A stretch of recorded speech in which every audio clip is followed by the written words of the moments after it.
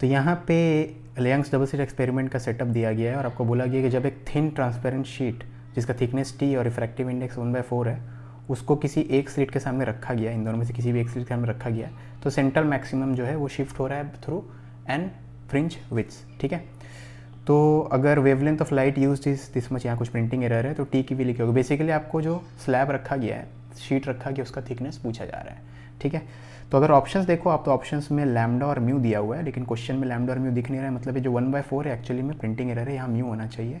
तो इसको मैं ठीक कर लेता हूँ, ये म्यू हो गया। ठीक है, और ये दूसरी चीज़, ये जो यहाँ पे दिख नहीं रहा था चीज़, वो क्या हो जाएगी, लैम्डा।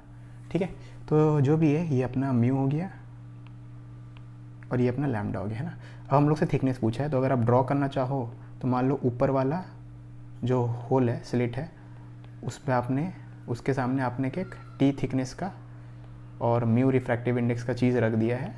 अब थिकनेस का वैल्यू क्या हो सच दैट जो सेंट्रल मैक्सिमा है वो शिफ्ट हो जाए थ्रू एन ब्राइट फ्रिंजेस, मतलब एन फ्रिंज विड्थ, है ना।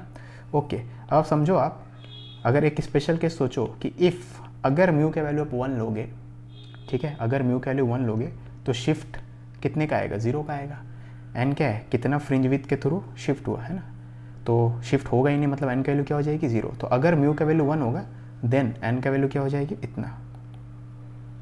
ठीक है, ओके, अब समझो आप म्यू का वैल्यू 1 है, मतलब क्या, आपने जो चीज़ रखी है वो चीज़ वैक्यूम ही है। तो याद रखना पहले से यहाँ पे वैक्यूम है और आपने एक स्लैब रख दिया which is made up of vacuum है। सुनने में जो भी अजीब लग रहा लेकिन ये मान लो हो रहा है। ठीक है, मतलब क्या है, चाहे कितना भी थिक स्लैब आप रख दो, अगर उसका रिफ्रैक्टिव इंडेक्स 1 है तो शिफ्ट तो होगा ही नहीं। तो इस केस में थिकनेस कैन बी एनीथिंग, है ना। तो ये केस में thickness can be any real value. ठीक है, thickness can be any real value. Clear है, ओके। अब इसके बेसिस पे देखते हैं कि इस टेस्ट को कौन कौन सा ऑप्शन पास कर पाता है। तो जो ऑप्शन पास नहीं कर पाएगा वो पक्का गलत है।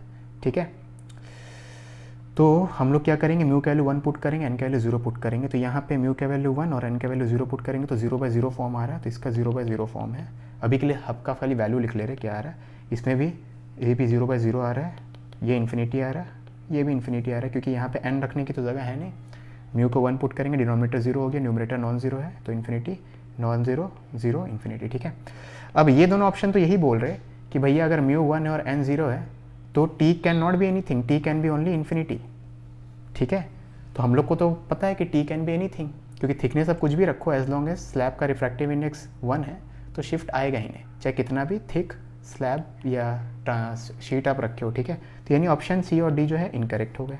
तो सी और डी जो है ये आपने एलिमिनेट कर दिया क्योंकि वो इस टेस्ट को पास नहीं कर पा रहे, है ना।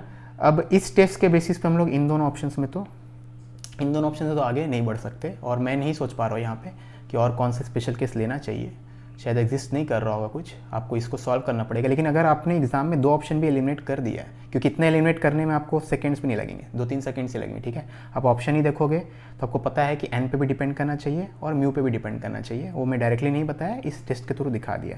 जिसमें इसमें एन नहीं रहेगा वो ऑप्शन तो वैसे ही एलिमिनेट हो गया। ठीक है, अब ये दोनों ऑप्शन जो बचे हुए हैं इनमें से कुछ भी हो सकता है, तो आप कोई भी एक मार्क कर दो, भले क्वेश्चन आपको आता नहीं हो, क्योंकि कोई भी एक मार्क कर दो, अगर पॉलिटी पढ़े हो तो आपको ओवरऑल फ़ायदा ही होगा।